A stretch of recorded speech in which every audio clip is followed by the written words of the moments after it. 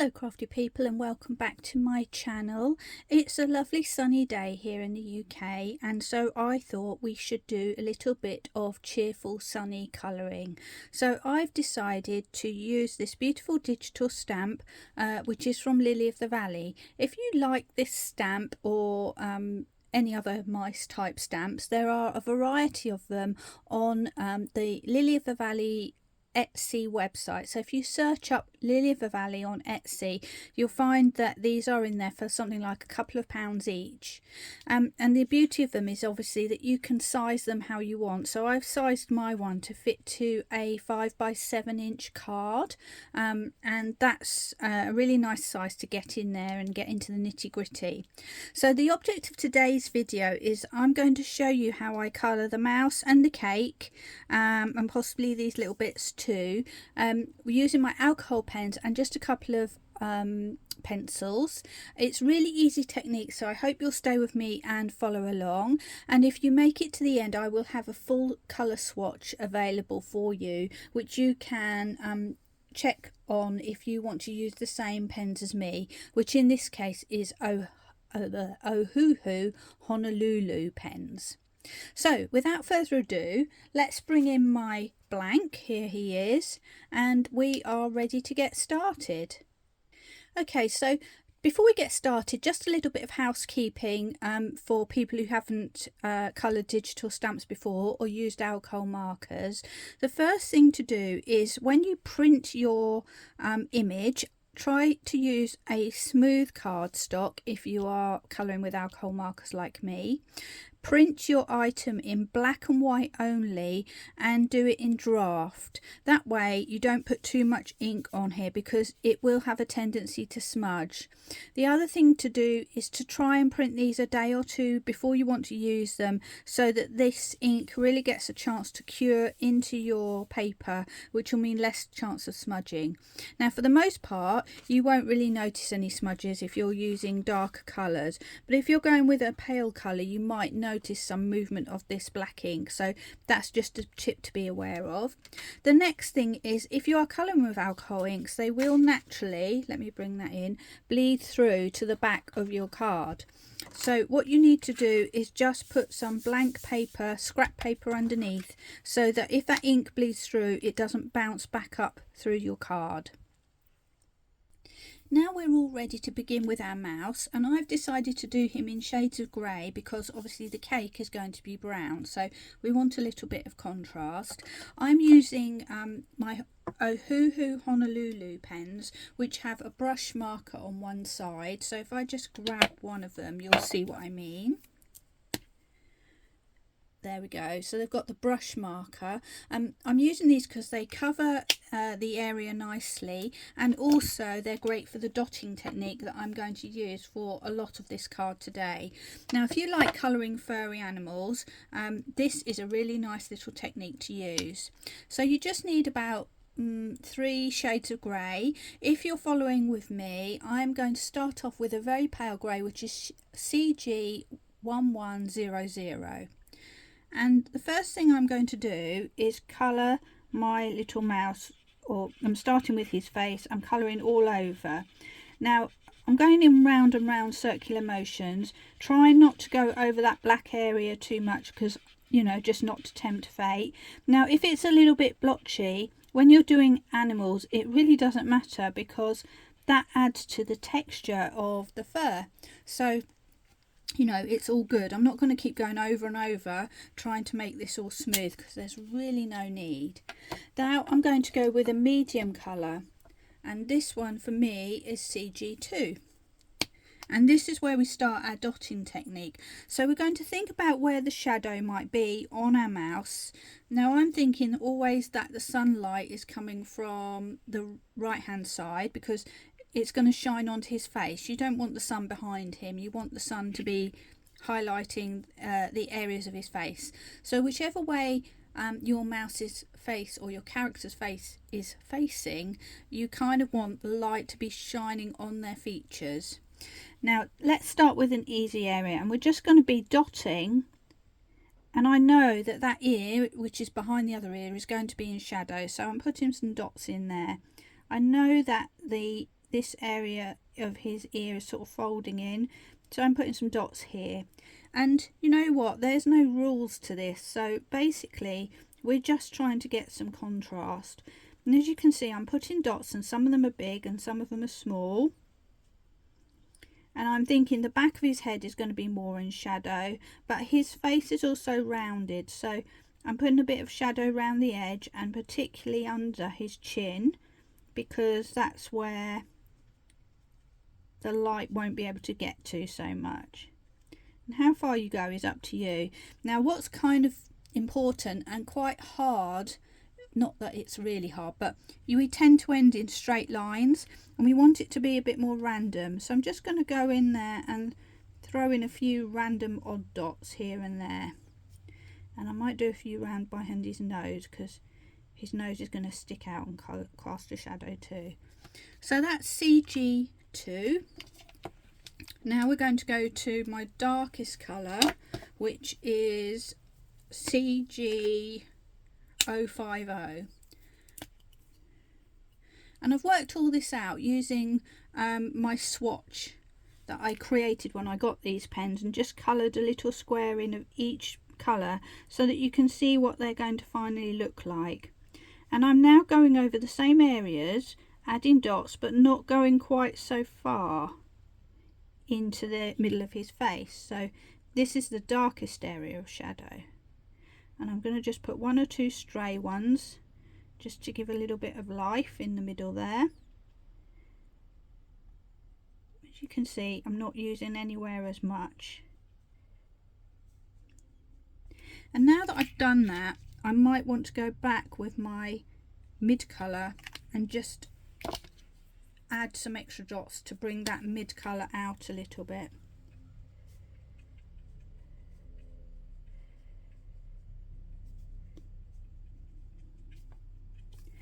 And what I can also do is go back to my darker colour and just add a few dots around the edge just to solidify that shadow. So I'm just going back and forward with my colours. This has probably taken me only a minute or two really. There we are. Let's not forget around the back of his nose. And each time I do this, I'm kind of adding another layer of colour, which is really nice. And don't forget, this will dry and come out a little bit lighter. So I'm then going to continue and do the same thing with his body here. So let's just quickly run over that again. I'm going to quickly fill in his tail. Now some people might want a pink tail or something, or a peachy tail. I'm going with grey. I'm going to colour all of his body and basically follow the same process. So going back to my mid colour, I'm going to bring that in for his tail,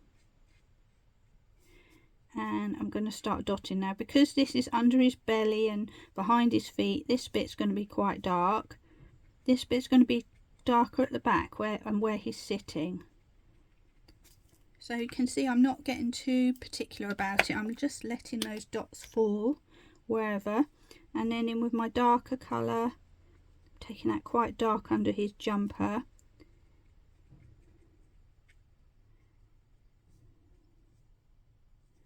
There we go. And I might just come in with my mid colour again, just to add some at the top there, just to give him a little bit of roundness. There we are. And I just forgot to add the darkest bit to his tail then, so let's do that.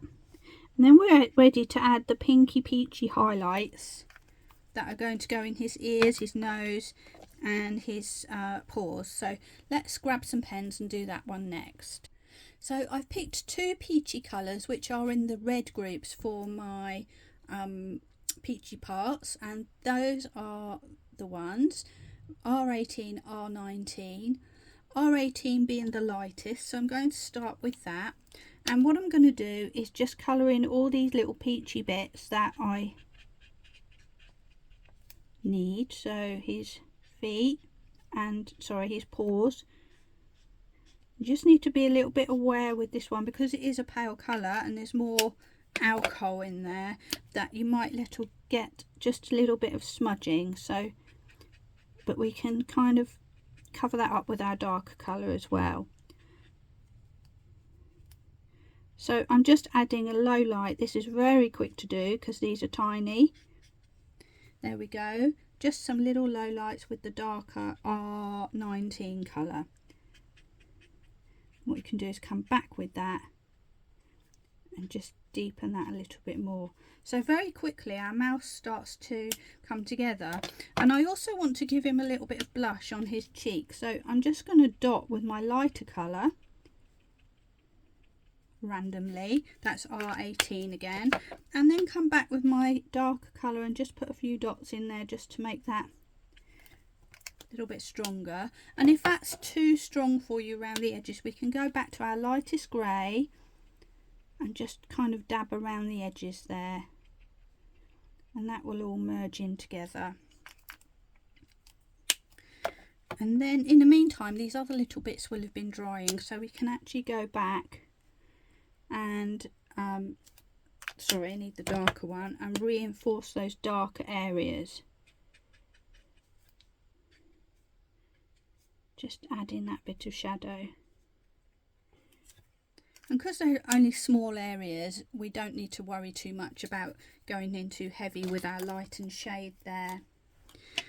So very quickly it's coming together. Let's have a look at our little jumper and also the candle, because what you'll find, although we're using lots of colours, I'm trying to keep coming back to the same colours so that it's all cohesive. So the red that I'm going to put in his jumper will go with the red in the candle, and it will also go with the strawberry and the little berries or cherries that are in the cake. So although we've got a wide variety of colours, we're not using more than we need to. So with that in mind, I'm just coming in with one shade of red. I'm going for a palish shade, so it's R1, and I'm actually going to enhance that with a pencil just to help with that shading. So first of all, I'm going to very quickly just fill in some stripes on this candle, and I'm also going to fill in some stripes on his jumper, and I'm filling them in completely. I'm not worrying about blending or shading or any of that stuff. I'm just filling them in, and these are quite tiny, so I'm only touching very lightly with my pen. And then I'm going to come in with a pencil. Now these are Halawa pencils, which are also from Ohuhu, so I'll just bring that in so you can see. You can get them quite cheaply, and they work lovely over these alcohol markers. And the colour I'm using is number 38 Carmine, which is a sort of deepish red colour. And what I'm going to do is just go in on the sides of my candle and just add some red shadow. Now if you really want to deepen this, you could add a bit of brown on the edge as well, but I just feel this is small enough that this is going to be fine. And I'm adopting the same process on my jumper, and you'll see that when I put that red in, the alcohol pen red looks lighter. So I'm just pressing quite hard to create that sort of definition. And hopefully you can see there's a little bit of light and dark. Now if we want to take that further, one of my favourite little secret weapons is a white charcoal pencil. I got mine off Amazon. This is what they look like, and we can go in with those, and that will sit over the top of everything and add a soft highlight as well. And I find this works better than the white pencils in the pencil kits because it's kind of chalky, so it literally sits on top. And what I'm doing is adding a little highlight in the middle of my candle and then just giving it a smudge with my finger. Now this won't rub off, it will just smudge and soften, and I find it's nice because it's a bit softer than a white gel pen. What you can do is you can spread it across a little bit, so you can again apply different amounts of pressure just to bring in that highlight. And if we take a closer look, that makes an enormous difference, just that tiny little action of adding the white in there.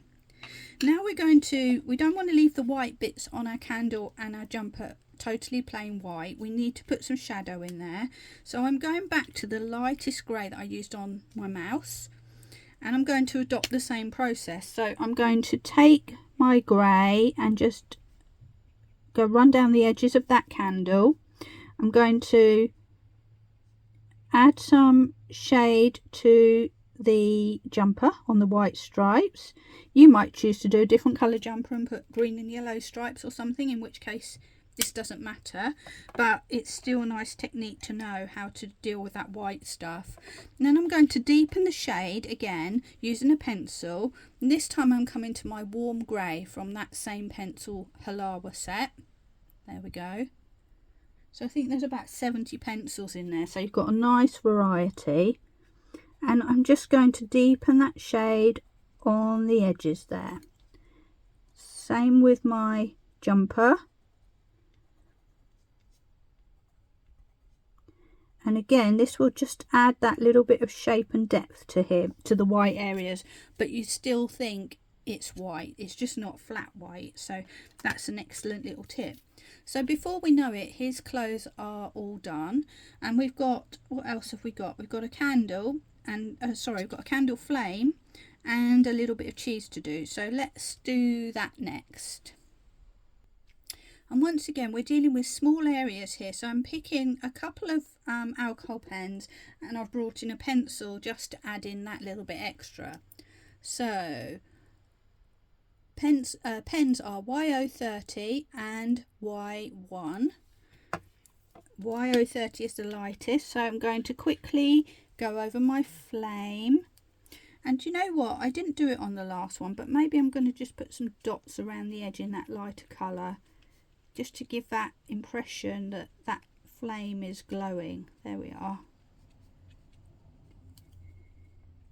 And I'm going to colour his cheese as well in that palest colour. Then I'm going to come with Y1, which is darker, and I'm going to add Y1 to the base of the flame. I'm going to maybe add a few of those little dots around here as well, not going out so far. So using the same principle as I do with everything else with shade and dots, I'm just taking it part way out with a few stray dots floating out on the edge. And the cheese I'm going to do like so. So it's very, very basic, just dotting in a bit of colour. And then bringing in my pencil, I've got a really bright orange here. It's persimmon. You can see this is like almost fluorescent. I'm going to fill in the centre of that flame and maybe just the very base of it. There we go. And I'm going to put a bit of that in my cheese as well. There we are. So that's our mouse pretty much done. I think I'm going to stop on that video here because it's been 18 minutes and I don't want it to be a really lengthy one.